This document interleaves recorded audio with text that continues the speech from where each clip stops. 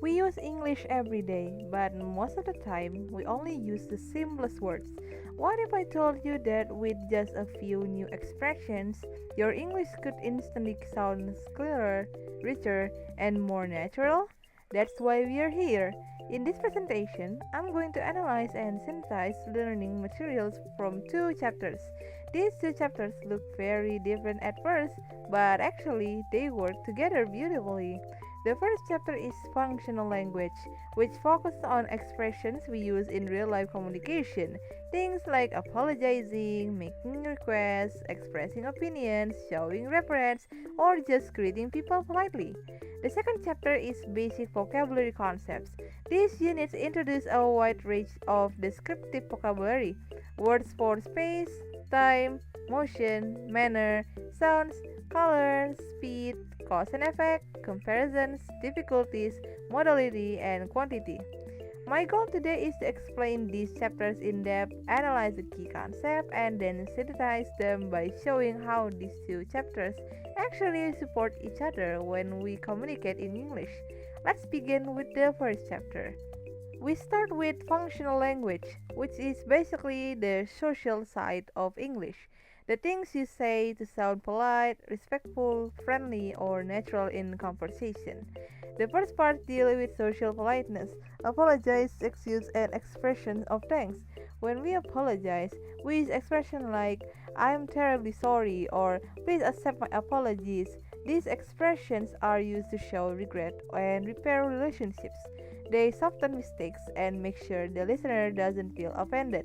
Excuses, on the other hand, explain why some things happen. For example, I missed the bus or I forgot to set my alarm. These aren't meant to blame others. They simply just give context without sounding rude. And then we have expressing thanks. Thank you very much or I really appreciate your help. These phrases create positive feelings and show appreciation. In communication, they are like social glue. They help interactions feel smooth and respectful. Next, we move on to language for requests, permissions, and suggestions.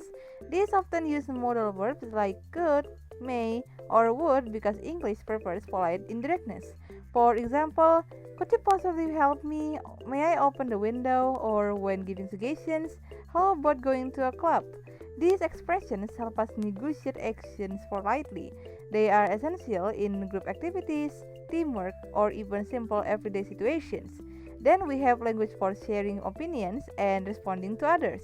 Expressions like personally, I think, I completely agree, or I don't agree at all help us participate in discussion respectfully. These are very important not only in social conversations but also in academic and professional contexts. Anywhere you need to express your viewpoint clearly while keeping the conversations friendly. Next comes language for expressing personal taste and emotions. We say things like, I love rock music, I'm not very keen on it, or I prefer coffee to tea. These expressions help us talk about our preference without sounding too direct or too emotional. They give variety to how we express ourselves. The last part of this chapter includes everyday expressions like how are you, see you later, good luck, and congratulations. Although they seem simple, these expressions are essential for maintaining social relationships. They make conversation feel warm, polite, and human. The second chapter takes us into descriptive vocabulary, words that help us be more precise, more expressive, and more detailed when we speak or write. Let's explore these units one by one. These units give us vocabulary to describe the size and comfort of a space. Extensive and spacious describe large, comfortable areas. Meanwhile, cramped and pokey describe small, uncomfortable ones. We also have idioms like no room to swing a cat, meaning the space is extremely small, and packed in like sardines, meaning too many people in a tiny area. These are repeated expressions that immediately paints a picture.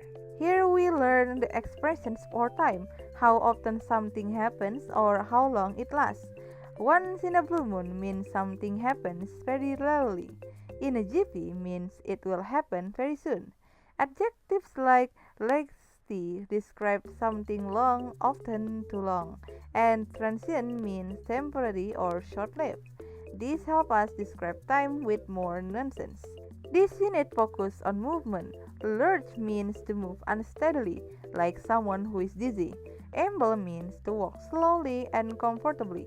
These verbs don't just show movement, they reveal feelings, speed, and attitude. Now we move to attitude and behavior.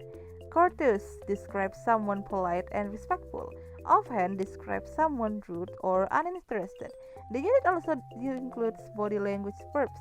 To squirm means to move awkwardly or nervously. Beam means to smile broadly. These words make descriptions feel alive and expressive. Slam means closing something loudly. Squeak is a high pitched sound. These words help us create imagery in storytelling. Weighty can mean something physically heavy or it can describe serious issues. Unwieldy describes something large and hard to carry. These words add precision to our descriptions. Crimson is a deep red. Scarlet is a bright red with an orange tone. These help us avoid repeating common words like red again and again. Nip means to go quickly for a moment. Pop means to visit briefly or suddenly. Great for casual storytelling. Spark means to cause something suddenly. Bring about means to cause something gradually. These words are useful in explanations, essay, and academic writing. Akin to means similar to. Affinity means closeness or connection. For difference, diverse means having variety, and divergent means very different. These are essential for comparing ideas, opinions, or objects. A chore is a boring task. A hassle is something annoying or inconvenient. Perfect for describing daily problems. That will be expresses a logical guess.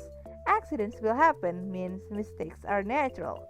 These phrases help us express certainty, assumptions, or emotional reactions. Aggregate means total amount. A blip is a small temporary change, useful for describing data or trends.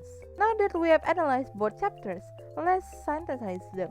This simply means we connect both chapters and show how they work together in communication. Functional language tells us what we want to say, to apologize, give opinions, make suggestions, and so on. Basic vocabulary tells us how clearly and precisely we can say it. When we combine them, our communication becomes stronger, clearer, and more natural.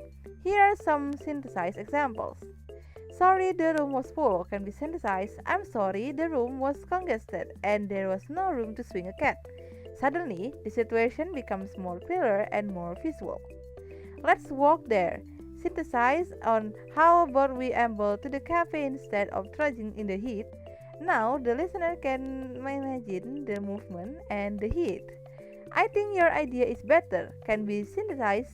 In my opinion, your idea is more distinctive and less flawed than the earlier proposal. This sounds more analytical and more academic. Students often misuse vocabulary in funny or confusing ways. Here are some common mistakes to avoid. First, overusing advanced vocabulary in the wrong context. A crimson room doesn't mean a big room. Crimson is a rose. So, if the room is big, call it spacious. Second, mixing formality levels. Saying, I beg your pardon, bro, is just chaotic. When you combine too formal and too casual, it sounds strange. And third, choosing the wrong motion verb. He strutted because he was tired doesn't work. Strut means walking proudly, and trudge matches tiredness. In conclusion, functional language teaches us how to communicate politely and effectively in real situations, while basic vocabulary concepts give us the precise words we need to describe space, time, movement, emotions, difficulties, and more. By analyzing both chapters and synthesizing them, we can see that combining function and descriptive vocabulary creates communication that is clearer, more natural, and much more effective. And that brings us to the end of this presentation. I hope this helped you see how functional language and vocabulary work together to make English clearer and more expressive. That's all from me, and see you next time.